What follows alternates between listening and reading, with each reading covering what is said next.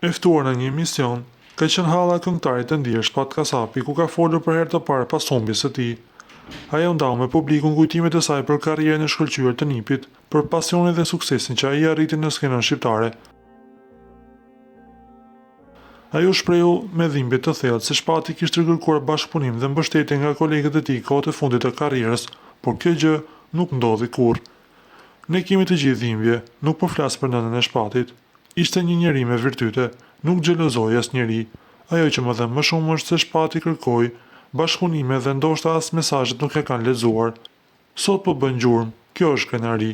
Pse nuk i duam kur kemi njëri tjetrin? Kjo është e dhimbshme.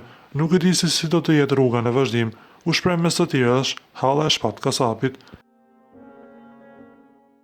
Këngëtari shqiptar nga Maqedonia e Veriut ndërroi jetë në moshën 40 vjeçare.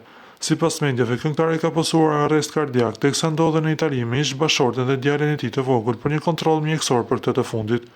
Në një intervistë për mediat, vëllai i këngëtarit ka deklaruar se Shpati ka pasur disa shqetësime të vogla nga zemra, por jo diçka serioze. Në gjendje të rënduar nga lajmi, ai citohet të ketë thënë se ky lajm që u erdhi nga Italia shpresonte të mos ishte i vërtet, por për fat të keq vdekja e tij u konfirmua. Më tej vllai i artistit ka shtuar se ndihma e parë mjekësore i është dhënë në banesë, por megjithatë ai nuk arriti të mbijetojë.